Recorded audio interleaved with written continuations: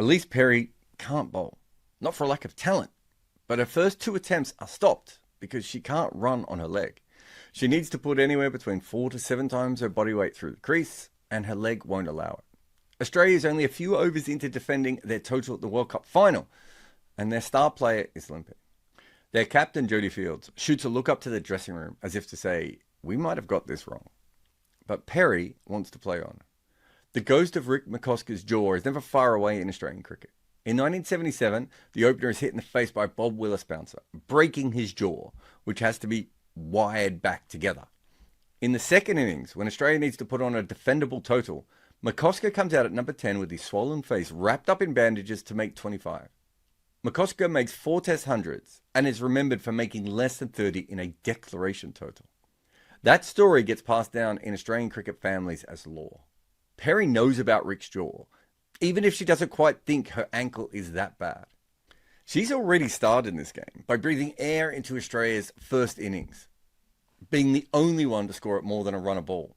Now the West Indies have built a platform without losing a wicket, and they still have Stefanie Taylor and Deandra Dalton to come. Australia needs Perry, but the leg won't do it for her. It doesn't look like she'll get through a ball, let alone an over. Her captain is now trying to do her sums while worrying about her star. Perry could limp off, and no one would blame her. But she refuses to give up. Her third attempt is painful to watch. It is someone hurting, someone who does not trust their body. But somehow, she delivers a ball. Nothing great, but one more than ever looked likely. Her teammates scream in support. With her sixth, Perry takes Keisha Knight with a dodgy LBW. Perry's seventh takes the edge of West Indies gun Taylor, but the cameras say the catch is inconclusive. On Perry's 10th ball, she takes Taylor, caught bowled, running to her damaged right side. Her 15th delivery pins Natasha McLean plumb. After 3 overs, Perry has 2 maidens, 2 runs, and 3 wickets on a busted leg. The contest is basically over. Later, she throws herself insanely to try catch Deandra Dalton, bowls a bouncer, and finishes her 10 overs. She averages 69.6 on average in that game. Her fastest touch is 74.7, all on a bum leg. And Perry's injury isn't fully known at this time. They let her play because they didn't see it as a major concern. Just a fast bowler with a sore ankle. They were wrong. When she came home, they find she has a stress fracture in her right distal tibia, and that she'll be back playing in 10 weeks without any surgery.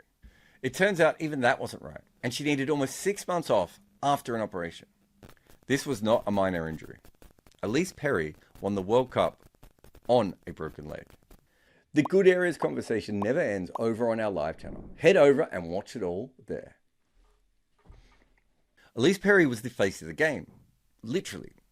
She was young, looks good in front of the camera, and just has a perpetual smile. It's as if she was built not just for sports, but also promoting them. Women's cricket as a public spectacle was kind of built around her. And that is a lot of pressure in what was still an amateur game. There were sponsorships and opportunities, but she wasn't earning a substantial amount of money. And yet she was famous like someone who should be. But from the start, she has prepared herself to think as a professional. Not even at a normal level, more than some of the men already in the game. Great athletes often become all-rounders, but her attention to detail made it almost inevitable. Her career also meant she was the first woman in the limelight of cricket. Women's games weren't always on TV in the first part of her career, but if Australia was playing, Perry was kind of bound to have a good game, batting or bowling. So even as her sport was battling for recognition, she was turning into a massive name. Barely out of her teens, she was a great player and a global ambassador for women's cricket, all still as an amateur. The money comes next, almost as if women's cricket becomes professional in her honor. There are different kinds of toughness, and Perry has a lot of them. Sometimes people who look the way that she does, with that incredible level of skill, are thought of as having an easy ride. But this was a player who lived a career that no one ever had before, while being the youngest player ever for her country, and still more than lived up to it. Perry looks tired, old, and gaunt. Fielding in the first innings against India of their 2025 World Cup match, it is clear that something has gone wrong. With the bat, she still comes in for a normal spot at number 3. Despite looking like a distant, older, haunted auntie, she still knocks the ball around with a decent strike rate. But it is clear she is struggling. cramp, illness, maybe even something else is causing her some trouble, and she has to leave the field. Due to her history, one thing is for certain. Whatever it is must have been really tough just to get her to stop batting. For the 2014 World Cup final, Perry bowls first change. England are already struggling when she comes on, but her wicket of Lydia Greenway puts them a long way back.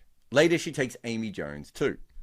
And while the wickets are cool, the econ is something else. England struggle with everyone, but Perry goes for 13 runs in 4 overs. She just shuts them down. Then in the chase she makes 31 not out, including the winning runs. And it is just another day at the office for her. She doesn't even win player of the match. And it also means that a year after winning a World Cup on a broken leg, she's back again to do it fully fit. In both finals, she can be felt on the bat and the ball side. Perry's batting career is built on a simple, stubborn principle. She doesn't get out. In tests, she is not out in nearly a third of her innings. In ODIs, it's very similar, and she's still elite at it. Jarrod was better at surviving. If you want to dismiss Perry, bring a posse. She isn't a dasher, she's a metronome, building a legacy on endurance rather than flair. Number 4 suits her very well, often starting against spin, not having to hit from ball 1, long slow innings that catch up because no one can actually ever dismiss her. In terms of Australia, Lanning hits harder and Mooney may be purer, but none match Perry's consistency or just refusal to exit. Her greatest talent is the ability to grind through the tedium and play nearly identical innings on repeat. It means she goes through her processes every time, and part of that is being almost impossible to dismiss at the very start of her knock. She averages nearly 40 in the first 10 balls, an absurd number when beginnings are meant to be so hard. Her median score ranks 11th all time, and that's because she only has 300s in 160 games, but 56 50s. In fact, 18 scores between 60 and 75. Analyst Himenesh Ganju's model shows that she's almost impossible to dislodge until 60, like a true machine of survival, just game after game, churning through. Her lack of hundreds limits her ceiling, especially when her teammates often go on. But adjusted for error, she still sits comfortably in the top 10. Not to mention she's pretty good just in raw numbers.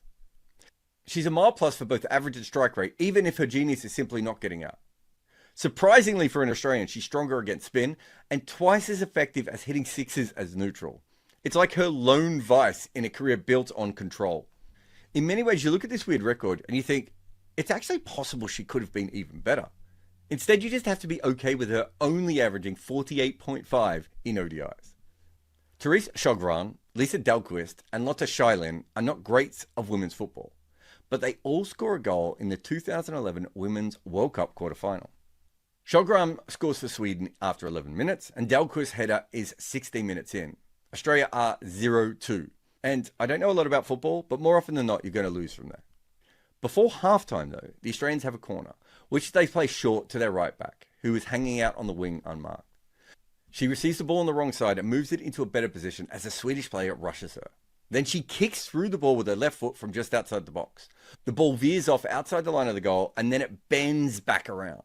And now Australia are 1-2 and still alive. The right back is not a great of football, but she is certainly a great. Ellyse Perry comes off the bench to play in the back for Australia, and in the quarterfinal of a World Cup, curls one into the net from outside the box with her left foot. Ellyse Perry was a frontline bowler from her debut until 2019. For 12 years, she was a virtual lock to deliver her 10 overs. Of course, Australia usually gets teams out before then, but there is no doubt that's her role. Since then, she's either been part-time or even break in case of emergency. Right now, she is not a bowler. She was for a very long time. Her raw numbers, averaging 25.5 and an economy of 4.4, sound good, but women bowlers usually have low averages and don't go for many runs. On true values, which we only have since 2017, she rates as a plus on both metrics, but barely. You wouldn't want her as your first choice bowler, but in your third, fourth, or even sixth best option, it's massive. She has one great skill, and that's bowling up front. She strikes early. Some of her greatest performances come at the start of matches when she just takes a load of wickets. She doesn't take many in the middle and becomes a good defensive option. And she's not always great at the death. But most of the numbers we have come from her in late career as she starts to tail off.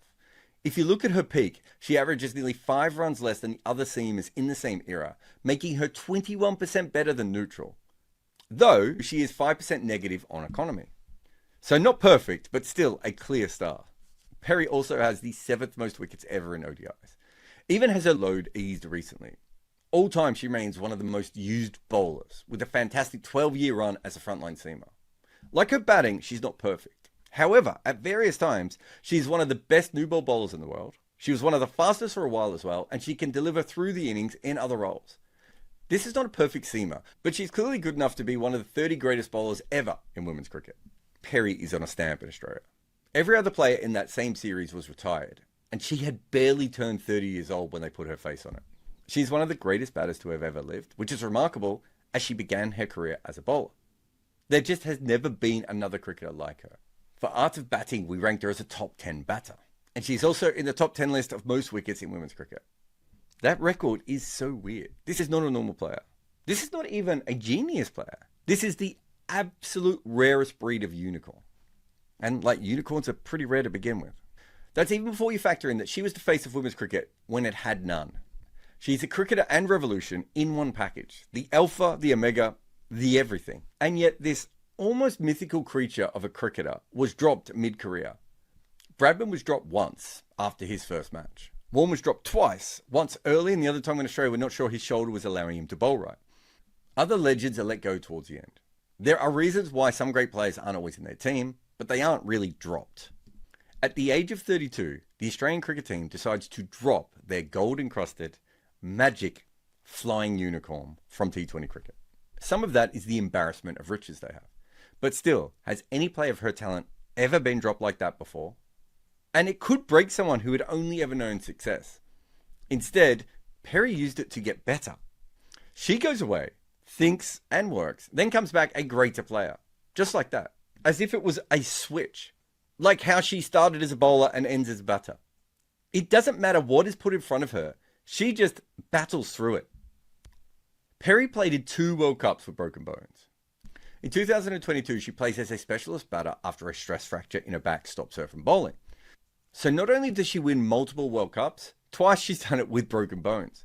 Most players would consider their career great if they won 2 major trophies when fully fit. Her career has not been defined by injury, especially for someone who has used a lot in cricket due to being a seam bowling all-rounder. Not to mention starting so young at 16, so her body has a lot of time and miles on it. And yet she is still mostly fit. But when she has an issue, it is fairly major.